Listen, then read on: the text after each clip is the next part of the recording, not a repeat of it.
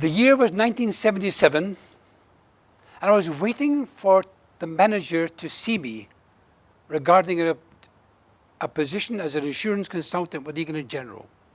And I asked myself, how did I get here?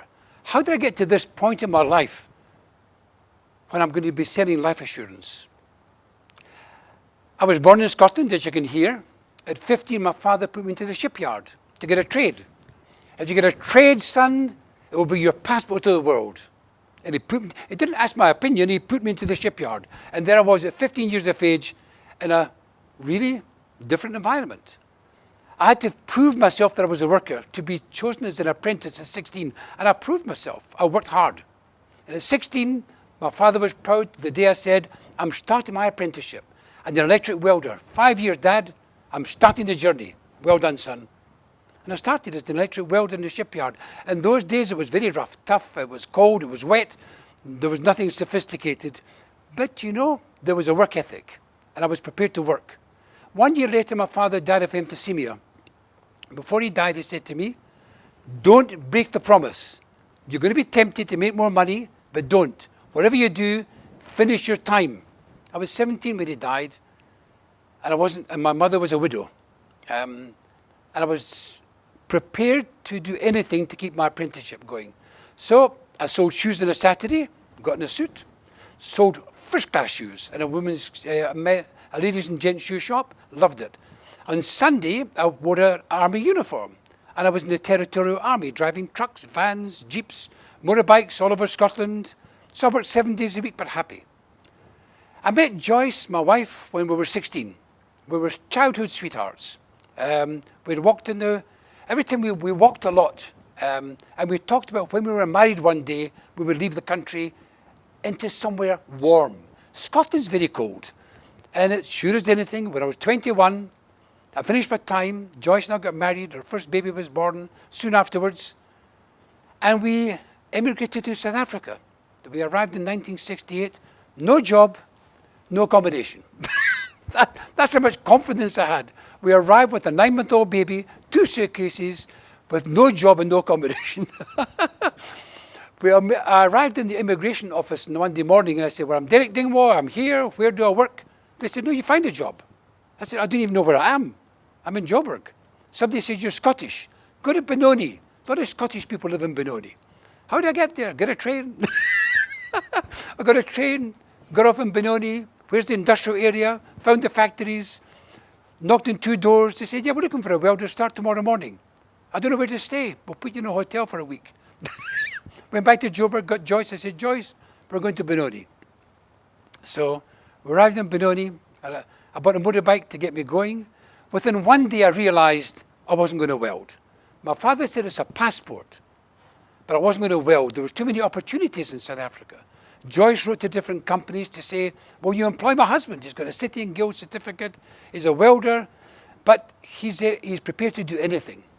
And one electronic company said, come and see me. So I joined Standard Telephones and Cables the year later.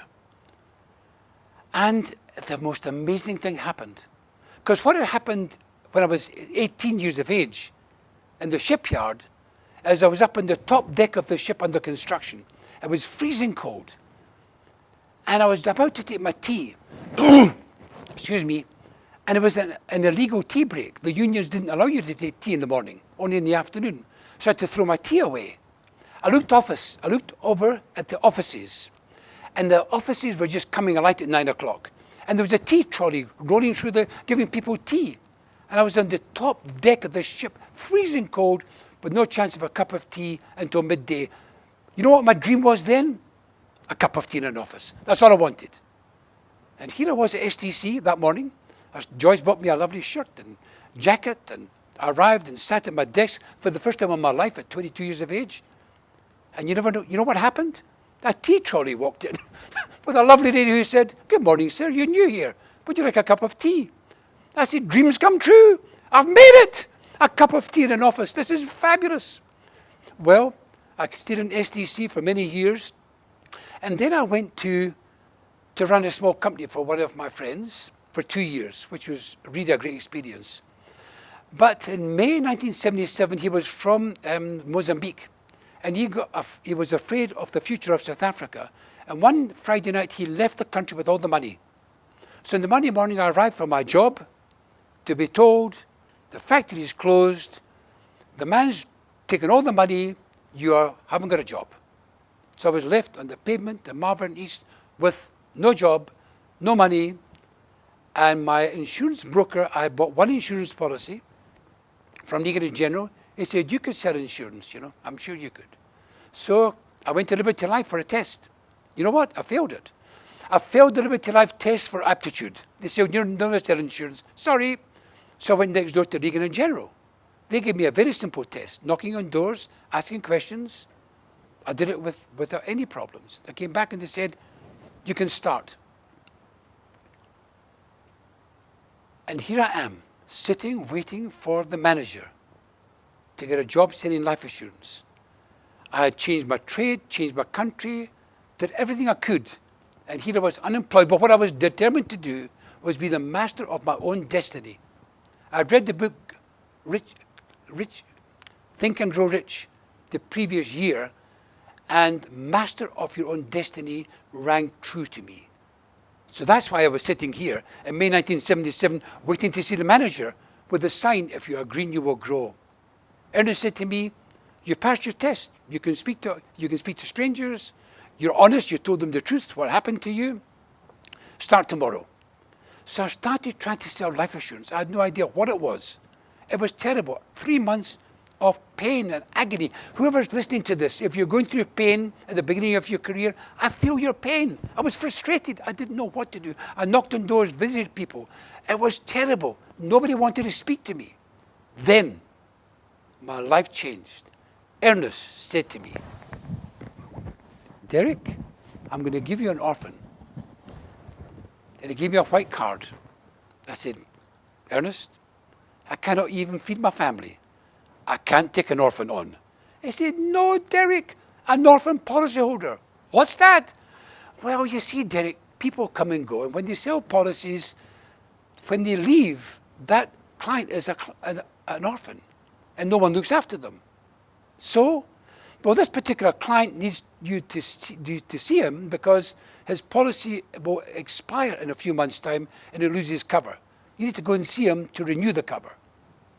So I phoned him up and I said, my name is Derek Dingwall. Do you know you have this policy? No, well, you have.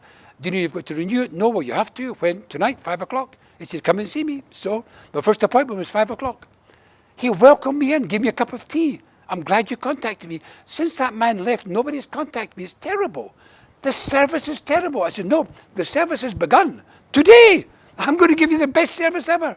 And I did that. So that night, we converted his policy, and the next morning, I couldn't sleep. I said, Ernest, are there any more orphans? Derek, let me take you to this green filing cabinet in the corner. This green filing cabinet, this thing that's got an overwatered geranium, this thing that everyone really walks past, this ignored thing. Yes. And he opened the drawers. And inside were hundreds and hundreds of white cards, like the one he gave me. He said, Derek, these are orphans. I said, we're going to change this place into an adoption agency. Ernest, we're adopting people. So he said, right, let's look at another orphan. Found another one. Made the phone call. Same story. 5 o'clock tonight, we're done. Second sale, 2 days. 3 months, no sales. 2 days, 2 sales. 3 days, we walk into it. Another orphan, pick up the phone, 3. I said, wait a minute, I need an assistant. Now, in 1977, nobody in Legal & General had an assistant, believe me. They're all in the breadline. So I advertised for an assistant. So the lady arrived and said, I want a morning's only job. You sound great. I've only got one problem. I can't type. I said, perfect. I've got no one to write to. This is the marriage made in heaven. So Sue started with me. Well, we had fun. She looked for the offers during the day in the green filing cabinet, gave them to me, I made the phone call. She did beautiful presentations. In those days, no computers, no cell phones, nothing. We did it in Cokie pen, 3 options. We were selling 2 policies a day. Then, within 2 months, 3 policies a day. Well, this was suspicious. Legal and General sent a manager to see me because I was definitely doing something wrong. I was doing something that no one else had done. This is ridiculous. What are you doing? I'm servicing your clients, your orphans. That's what I'm doing. Check it out with the manager. And they said, he's adopting orphans. That's what he does. Well, after 1 year, Sue left me for something else. But I needed more space. You're only allowed one office per client, per agent. If you're green, you'll grow. I drove to South Street in Johannesburg, saw this national sales manager. I said, here's the deal. You've got 6 offices there, 5 of them, the people aren't even working. I need more office space. If you want me to stay with you and grow, I need more offices. And he did. Within 1 year, I had a suite of offices on the 4th floor. I had 4 assistants within 2 years in the orphans. So whoever's listening to this, every one of you has got a green filing cabinet in your office. In your company, you've got people under your very feet who need serviced. They want service. They depend on it. They pay a premium every month. And I was giving that service. I promised them. They had my enthusiasm. Oh, I also had a car that didn't start. Oh, that was great fun. So the first car I had was a Fiat 124 with a dodgy battery. So it was great for bonding with clients. So I said, after I sold them the policy, I said, just walk out with me a bit. Now, I've parked downhill. So just give me a gentle push as we go, as we say goodbye, and I'll be fine. So they used to push the car. I used to wave them goodbye, wave bye. That was bonding. So I worked mornings, afternoon, and evenings. And I would often see 3 people in the evenings. 1,000 orphans, can you believe it? It became the foundation of this amazing business that's going for 43 years. I retired last year. Eventually, I had 6 assistants. So I had, this was all orphans, and I met people, I met lawyers, doctors. My best sale was a fitter and turner. So on the card it said fitter and turner, Eddie. His name was Eddie. So I phoned to say, can I see you, Eddie? Can I see you maybe at your tea break, somewhere really convenient for you? He said, no, come anytime. So I arrived at his office, at his reception. I'm here to see Eddie. And they showed me into this air-conditioned office. And I said, you're Eddie. I said, I thought you were a fitter and turner. That was years ago. I now own the business. Derek, sit, talk. Eddie said, would you like a cup of tea? I thought, I'll spend my life drinking tea. So we made friends. He said, you're wasting your time. I'm uninsurable. No one can insure me. I said, who said you're uninsurable? Let's prove it. So I took him, I made an appointment with a heart specialist in Johannesburg, and had Eddie checked out. He was fine. He had some ailment years ago. He was insurable. He became my biggest client. His son passed by, and Eddie shouted, have you got any insurance? No. Well, you have now. Derek, speak to him. He was my first 2nd generation sale. Eddie and I became great friends. He had many businesses. In fact, I sold the first pension fund to Eddie, and I got an award for it. That came from one little white card, one little orphan policyholder that people had ignored for years. Every office, everyone who's looking at this, don't go any further than your front. Don't go any further than your front door. Your leads are right in your office, right there, right under your very feet. I gave a talk called Acres of Diamonds, and that's what this is. Under your feet are acres of diamonds. Under your feet are clients who are waiting to be serviced. Under your feet are people waiting for a phone call from the people who they're paying premiums to. They're called orphans. Adopt them. Become an adoption agency. 1981. I walked into the Radio City Music Hall with 5,000 other successful insurance agents from all over the world. It was the most amazing feeling to represent South Africa. From my humble beginnings, from the deck of the ship, and all I wanted was a cup of tea, and here I was, in the heart of New York, with insurance agents, talking my language, I thought. But here's what happened.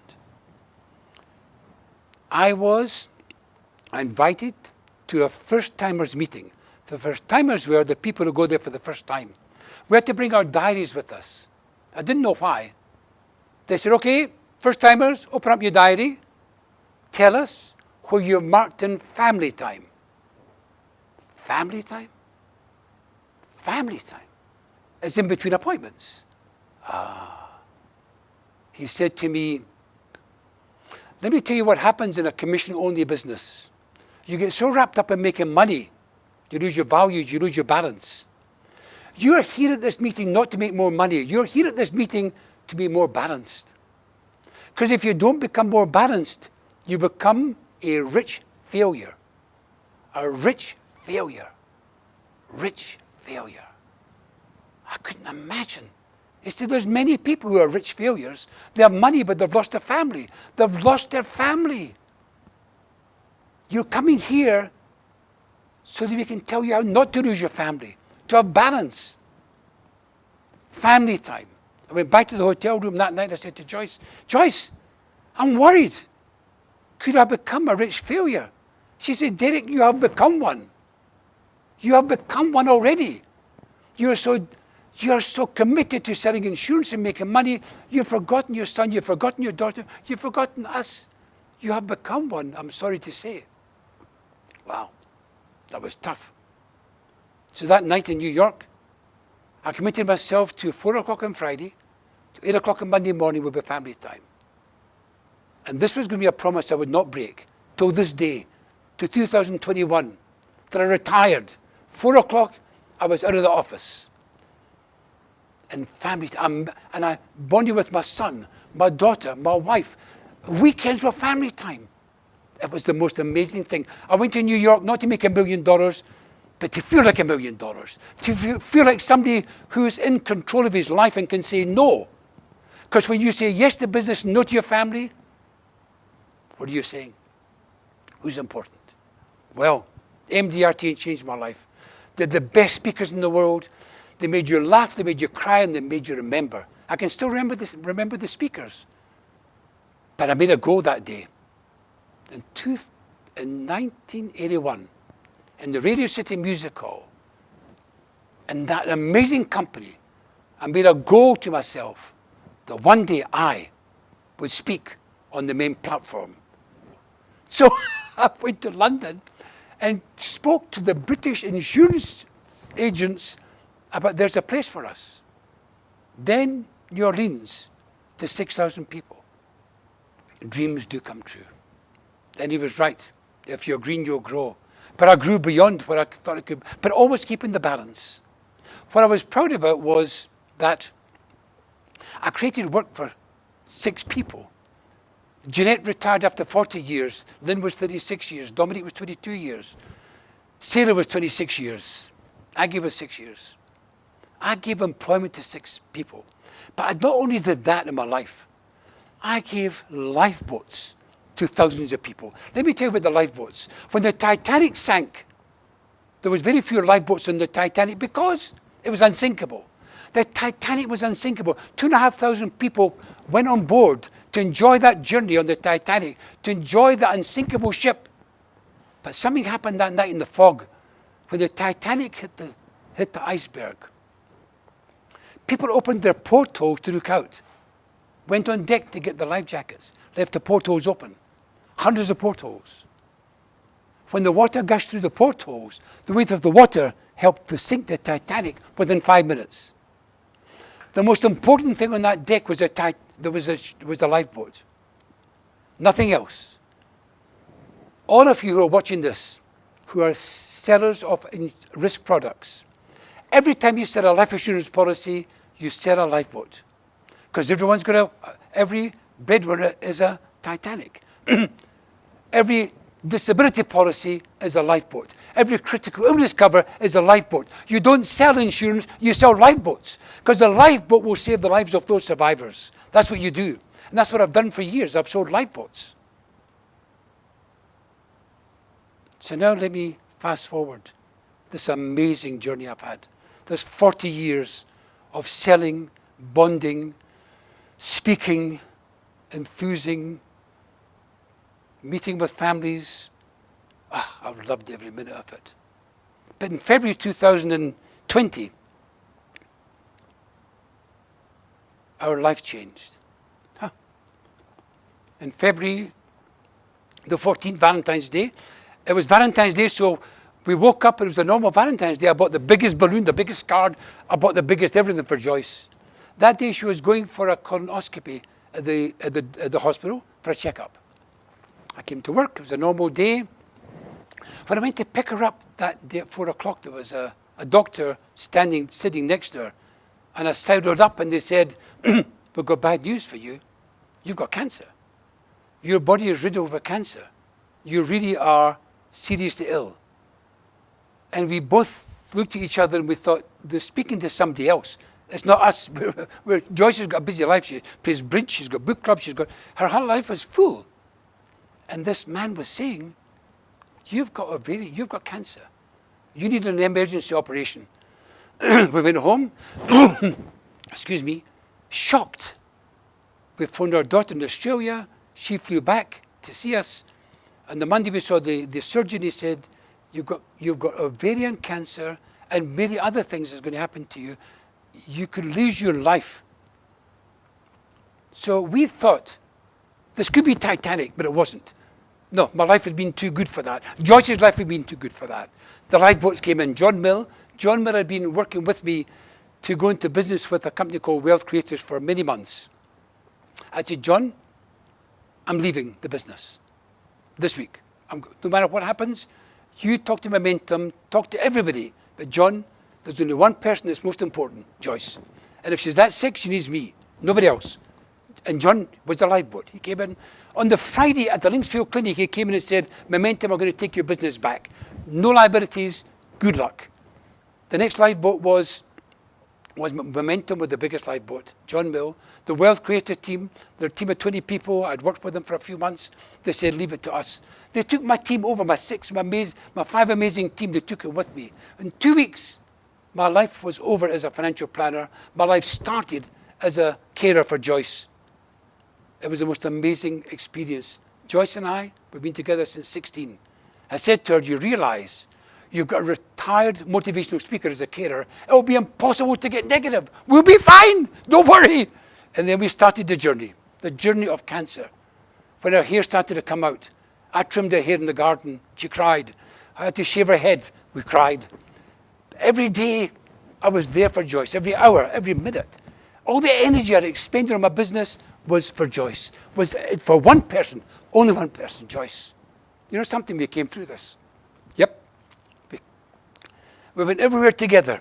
The oncologists, the doctors, the operations, everything. I learned nursing. I learned everything about how to save Joyce's life. She had the spirit of commitment. Joyce was not going anywhere. Joyce was going to live. And I was going to make sure Joyce lived. The people, the journeys, the SMSs, the emails. It was so encouraging because all the good work I'd done was coming back to me. It was rolling back to me. MDRT was right. Have a balance and you'll be fine. Everyone listening to this, have the balance. Always have time for your son. Tell them you love them. Always have time for your daughter. Tell them you love them. Every day I said to Joyce, you are brave, you're strong, and you are beautiful. When she lost her hair, you're brave, you're strong, you are beautiful. Every day. And we believed it. It was magical. When she was able to get in the car, we used to have picnics in the car. I used to buy a bunch of roses, put them in the dashboard, 2 cups of coffee, sit listening to music for 2 hours. We became closer together. We loved each other more. It was the most amazing experience. When the chemo finished, her hair started to grow back again. We celebrated our hair the size. It was amazing. Her hair came back. Her energy came back. She had an operation in October. It was just the most amazing miracle that happened. Joyce survived it. Stage 4 cancer with a very low chance of survival. She survived it. Then this is a message to all of you who sell risk products, because I'm going to tell you what happened next. After the last operation, they said because of Joyce's ovarian cancer, it could return. She's going to go on medication for life. It's going to be very expensive. Something called Lynparza. I had no idea how expensive it was going to become. It came in at $48,000 per month, this medication. $48,000 per month. The medical aid would pay half and I'll pay half You know what saved my life? One big lifeboat called critical illness cover. Because I took critical illness cover for Joyce many years ago. And it grew to a 7 million figure. I said, Joyce, we're fine. We're fine. Because that critical policy will pay for the medication. There's nothing to worry about. We've got no worries. Wasn't that amazing? The product we sell, the product I've sold came back to save my life. My lifeboat. And here I am, talking to you, survivor. If you're green, you'll grow.